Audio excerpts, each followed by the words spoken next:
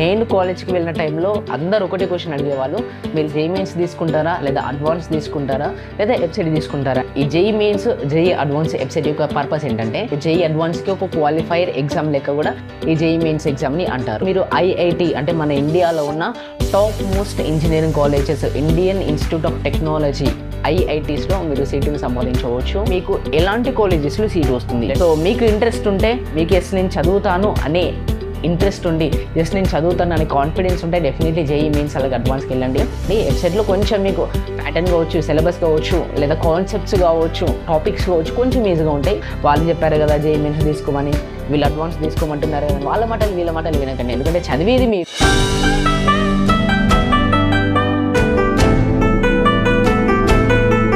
Hi hello నమస్తే, welcome to my YouTube channel Harsha BTech. So మనం ఈ వీడియోలో జేఈ మెయిన్స్ అంటే ఏంటి, జేఈ అడ్వాన్స్ అంటే ఏంటి, వెబ్సైట్ అంటే ఏంటి, వాటి మధ్యలో డిఫరెన్స్ ఏంటిది, ఏది చూస్ చేసుకుంటే బెటర్ అనే దాని గురించి మాట్లాడుకుందాం. ఒకవేళ కనుక మీకు ఈ వీడియోస్ నచ్చుతున్నట్లయితే లైక్ చేయండి. మీ 2 seconds ఆఫ్ టైంని ఈ వీడియోకి కేటాయించి లైక్ చేయండి. సో దట్ ఈ వీడియో అందరికీ రికమెండ్ అవుతుంది, అందరూ కూడా ఇన్ఫర్మేషన్ తెలుసుకోగలుగుతారు. సో మీ ఫ్రెండ్స్ ఎవరైతే ఉన్నారో వాళ్ళకు కూడా షేర్ చేయండి. అలాగే ఇలాంటి మరిన్న ఇన్ఫర్మేటివ్ అండ్ ఎడ్యుకేషన్ వీడియోస్ కోసం మన ఛానల్ని సబ్స్క్రైబ్ చేసుకొని పక్కన బెల్ ఐకాన్ని ప్రెస్. సో టాపిక్లోనికి వస్తే జేఈ మెయిన్స్ అంటే ఏంటి, జేఈ అడ్వాన్స్ అంటే ఏంటి, వెబ్సైట్ అంటే ఏంటో అన్న దాని గురించి మాట్లాడుకుందాం.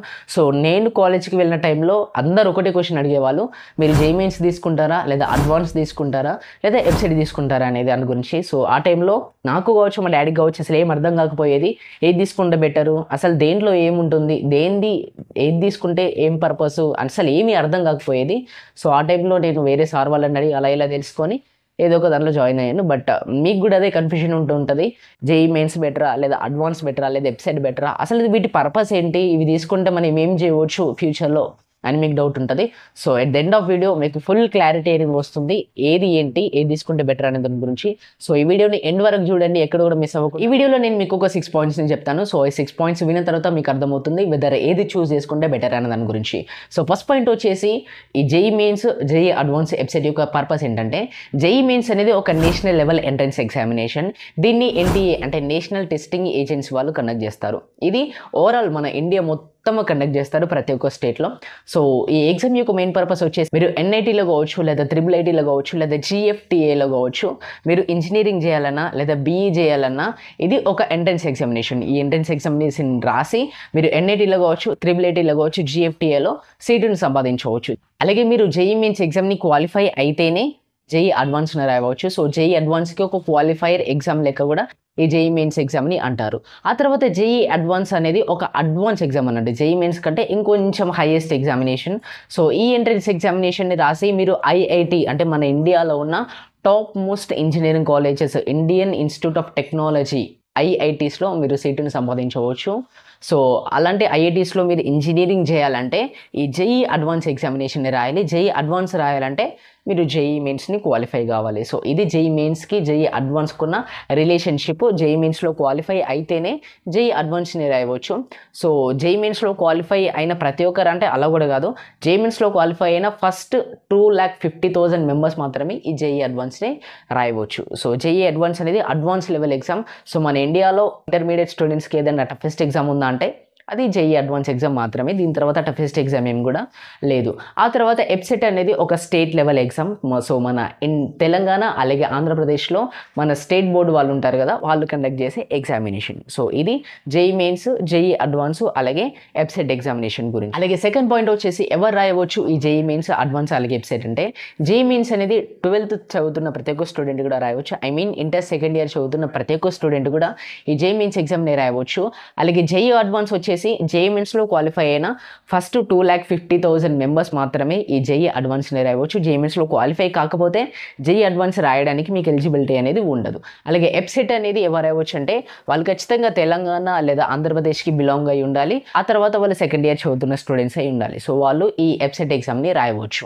ఇది ఎవరు రాయాలి ఈ జేఈ మెయిన్స్, అడ్వాన్స్ అలాగే వెబ్సైట్ ఎగ్జామ్ అనే దాని గురించి. థర్డ్ పాయింట్ వచ్చేసి మీకు ఎలాంటి కాలేజెస్లో సీట్ వస్తుంది, జేఈ మెయిన్స్ రాస్తే ఎలాంటి కాలేజెస్, జేఈ అడ్వాన్స్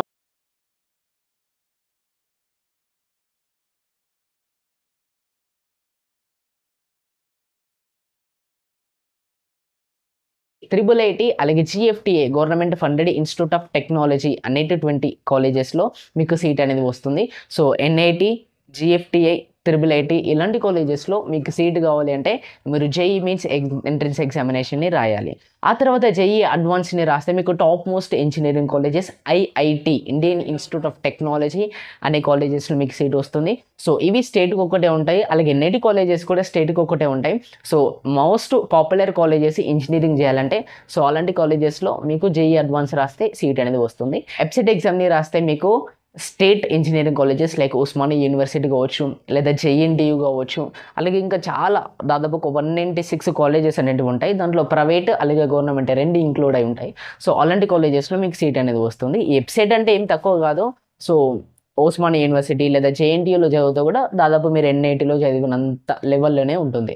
సో ఇలా ఈ జేఈ మీన్స్ రాస్తే ఎలాంటి కాలేజెస్, జేఈ అడ్వాన్స్ రాస్తే ఎలాంటి కాలేజెస్, అలాగే వెబ్సైట్ రాస్తే ఎలాంటి కాలేజెస్లో వస్తుందో ఐడియా వచ్చింది కదా. నెక్స్ట్ థింగ్ వచ్చేసి ఎగ్జామ్ ప్యాటర్న్ అలాగే డిఫికల్టీ గురించి మాట్లాడుకుందాం. సో ఇదే ఇంపార్టెంట్, ఎందుకంటే దీంతో మీరు డిసైడ్ కావచ్చు మీ స్టాండర్డ్ ఏంటో, మీరు ఏది చూస్ చేసుకోవాలి అనే దాని గురించి. ఫస్ట్ థింగ్ వచ్చేసి జేఈ మీన్స్ అనేది ఒక మోడరేట్ ఎగ్జామినేషన్. సో మరీ టఫ్ అనేది ఉండదు, అలాగే మరీ ఈజీ కూడా ఉండదు. సో మోడరేట్గా ఉంటుంది. సో ఈ జేఈ మీన్స్ ఎగ్జామ్ అనేది దాదాపు NCERT సిలబస్ మీద డిపెండ్ అయి ఉంటుంది. మెయిన్గా NCERT సిలబస్ పైన ఫోకస్ చేస్తుంది. మీ సబ్జెక్ట్ ఉంటుంది కదా, ఆ సబ్జెక్ట్ని ఇన్డెప్త్గా మీరు తెలుసుకున్నప్పుడు, ఇన్డెప్త్గా అర్థం చేసుకున్నప్పుడు మాత్రమే జేఈ మీన్స్ ఎగ్జామ్లో వచ్చిన క్వశ్చన్ని మీరు అటెంప్ట్ చేయగలుగుతారు. అలాగే మీరు క్యాలిక్యులేషన్స్లో కావచ్చు, లేదా లాజిక్స్లో కావచ్చు, అలాగే లాజికల్ థింకింగ్లో కావచ్చు పర్ఫెక్ట్గా ఉండాలి. సో దట్ అప్పుడు మీరు ఈజీగా స్కోర్ చేయగలుగుతారు. సో ఎంట్రన్స్ ఎగ్జామినేషన్ లెవెల్ అనేది చాలా ఈజీగానే ఉంటుంది. అలాగే దీంట్లో ఓన్లీ MCQs మాత్రమే ఉంటాయి. MCQs అంటే మల్టిపుల్ చాయిస్ క్వశ్చన్స్ మాత్రమే ఉంటాయి. సో ఎలాంటి ఆన్సర్ రాయడం అలా ఇలా ఏమి ఉండదు. సో దట్ కొంచెం ఈజీ అని అనుకోవచ్చు. అలాగే నెగిటివ్ మార్కింగ్ అనేది కూడా ఉంటుంది. సో ఇది ఒక మైనస్ పాయింట్ జేఈ మీన్స్ ఎగ్జామినేషన్కి. సో నెగిటివ్ మార్కింగ్ కూడా ఉంటుంది కాబట్టి ఏదైనా క్వశ్చన్ని ఆన్సర్ చేయాలంటే కొంచెం మంచిగా ఆలోచించి ఆన్సర్ చేయాలి. సో జేఈ మీన్స్ ఎగ్జామ్ సింపుల్గా చెప్పాలంటే మోడరేట్గా ఉంటుంది. మెయిన్గా NCERT మీద ఫోకస్ చేస్తుంది. MCQs ఉంటాయి, నెగిటివ్ మార్కింగ్ కూడా ఉంటుంది. ఆ తర్వాత జేఈ అడ్వాన్స్ అనేది ఒక అడ్వాన్స్ అన్నట్టు. సో ప్యాటర్న్ విషయంలో, డిఫికల్టీ విషయంలో కూడా అడ్వాన్సే, ఎందుకంటే చాలా టఫ్ ఉంటుంది. ఇంటర్మీడియట్ స్టూడెంట్స్కి ఒక టఫెస్ట్ ఎగ్జామ్ అంటే ఈ జేఈ అడ్వాన్స్ ఎగ్జామే. సో మీరు ఒకవేళ బేసిక్స్ మీద చాలా గ్రిప్ ఉంది మీకు అనిపిస్తే ఈజీగానే అటెంప్ట్ చేయవచ్చు. అలాగే కాన్సెప్ట్ని క్లియర్గా అర్థం చేసుకోవాలి. క్లియర్గా అర్థం చేసుకొని మీకు కాన్సెప్ట్లో ఉన్న పాయింట్ టు పాయింట్ అనేది మంచిగా తెలిసి ఉంటే సో దట్ ఈజీగా మీరు అటెంప్ట్ చేయగలుగుతారు. సో ఎగ్జాము మరీ మోడరేట్గా ఉండదు, మరీ ఈజీగా ఉండదు, కొంచెం టఫే ఉంటుంది జేఈ మీన్స్ తోటి కంపేర్ చేస్తే. సో మీరు ఒకవేళ బేసిక్స్లో పర్ఫెక్ట్గా ఉంటే, అలాగే మీకు సబ్జెక్ట్ మీద చాలా గ్రిప్ అనేది ఉంటే మీరు ఈజీగా అటెంప్ట్ చేయగలుగుతారు. ఈ జేఈ అడ్వాన్స్లో మీకు NAT అంటే న్యూమెరికల్ ఆన్సర్ టైప్ క్వశ్చన్స్ ఉంటాయి, అలాగే MCQs ఉంటాయి. అలాగే మీకు జేఈ అడ్వాన్స్లో నెగిటివ్ మార్కింగ్ అనేది కూడా ఉంటుంది. అలాగే వెబ్సైట్ విషయానికి వద్దాం. వెబ్సైట్ అనేది జేఈ మెయిన్స్ అలాగే అడ్వాన్స్ తోటి కంపేర్ చేస్తే చాలా ఈజీయెస్ట్ ఎగ్జామినేషన్. ఈజీ అన్నాను కదా అని మరీ ఈజీగా కూడా తీసుకోకండి. క్వశ్చన్స్ చాలా మోడరేట్గానే వస్తాయి, మరీ ఈజీగా ఏమి ఉండదు. సో మీకు స్టేట్ సిలబస్ ఉంటుంది కదా, అంటే మీరు ఇంటర్లో చదివి ఉంటుంది కదా, దాన్ని పర్ఫెక్ట్గా చదివితే మంచి స్కోర్ చేయవచ్చు వెబ్సైట్లో. సో అందుకే వెబ్సైట్ అనేది మెయిన్గా మన స్టేట్ సిలబస్ మీద ఫోకస్ చేస్తుంది. మన స్టేట్ సిలబస్లో మీరు పర్ఫెక్ట్గా ఉంటే, దాన్ని కరెక్ట్గా చదివితే మంచి స్కోర్ చేయవచ్చు వెబ్సైట్లో. అలాగే వెబ్సైట్లో మీకు నెగిటివ్ మార్కింగ్ అనేది కూడా ఉండదు. సో మీరు ఈజీగా ఎగ్జామ్ని అటెండ్ చేయవచ్చు. మీకు స్కోర్ అనేది కూడా బాగానే వస్తుంది వెబ్సైట్లో. అలాగే ఫిఫ్త్ పాయింట్ వచ్చేసి కాంపిటీషన్ విషయానికి వద్దాం. కాంపిటీషన్ విషయానికి వస్తే మన జేఈ మీన్స్ ఎగ్జామ్కి కాంపిటీషన్ అనేది చాలా ఉంటుంది. ఎందుకంటే ఇది ఒక నేషనల్ లెవెల్ ఎగ్జామ్, అంటే ఓవరాల్ మన ఇండియాలో ఉన్న ప్రతి ఒక్క స్టేట్ వాళ్ళు కూడా రాస్తారు కాబట్టి కాంపిటీషన్ అనేది చాలా ఉంటుంది. పర్ ఇయర్ ఒక 12 to 14 lakh ఆఫ్ స్టూడెంట్స్ అనేది ఈ జేఈ మీన్స్ ఎగ్జామ్ని అటెంప్ట్ చేస్తారు. దాంట్లో కొంతమంది క్వాలిఫై అయ్యి NITలో సీట్ వస్తుంది, అలాగే ఇంకొంతమంది క్వాలిఫై అయ్యి జేఈ అడ్వాన్స్ని కూడా రాస్తారు.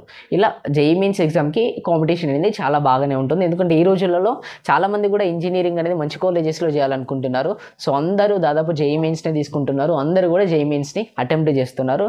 సో కాంపిటీషన్ అనేది బాగానే ఉంటుంది. అలాగే జేఈ అడ్వాన్స్ విషయానికి వస్తే కాంపిటీషన్ వచ్చేసి చెప్పాను కదా, ఓన్లీ క్వాలిఫై జేఈ మీన్స్లో క్వాలిఫై అయిన స్టూడెంట్స్, దట్టు ఓన్లీ 2,50,000 మాత్రమే అటెంప్ట్ చేస్తారు.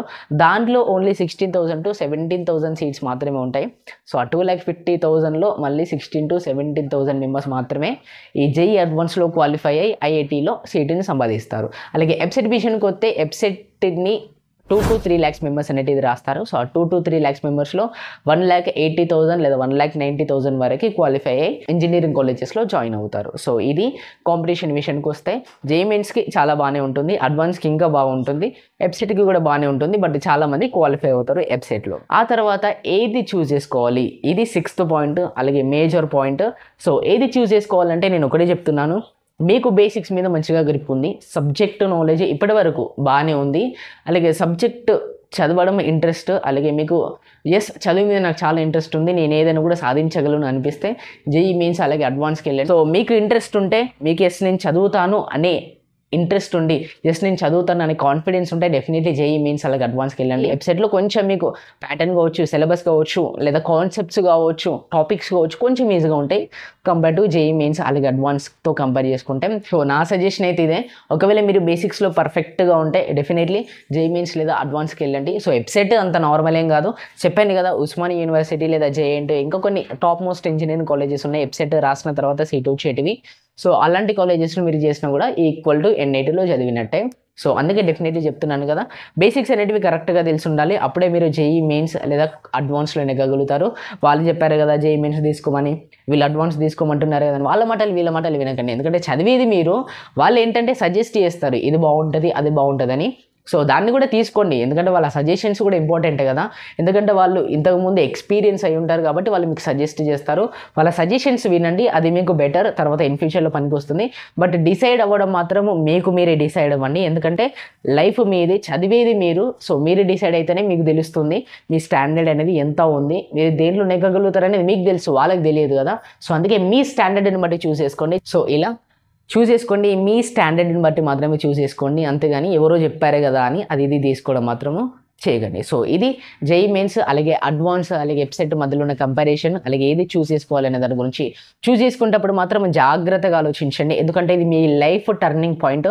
మీరు ఇప్పుడు ఏది చూస్ చేసుకుంటే మీ తర్వాత లైఫ్ అనేది దాని మీదనే డిపెండ్ అయి ఉంటుంది. సో ఒక 10 days కాలేజ్కి లేట్గా వెళ్ళినా పర్లేదు, బట్ మీ యొక్క కెరీర్ని మాత్రం మంచిగా చూస్ చేసుకోండి. సో దట్ అప్పుడు మీ లైఫ్ అనేది బెటర్గా ఉంటుంది. సో ఇది జేఈ మెయిన్స్ అలాగే అడ్వాన్స్ అలాగే వెబ్సైట్ యొక్క కంపారిజన్ అనేది. ఒకవేళ ఈ వీడియోలో కంటెంట్ ఉంది, ఈ వీడియో అర్థమైంది అనిపిస్తే సబ్స్క్రైబ్ చేసుకోండి, ఇంకా మీ ఫ్రెండ్స్ ఎవరుతున్నారో వాళ్ళకి కూడా షేర్ చేయండి, అలాగే ఇలాంటి మరిన్ని వీడియోస్ కోసం మన ఛానల్ని లైక్ చేయండి. Thanks for your patience.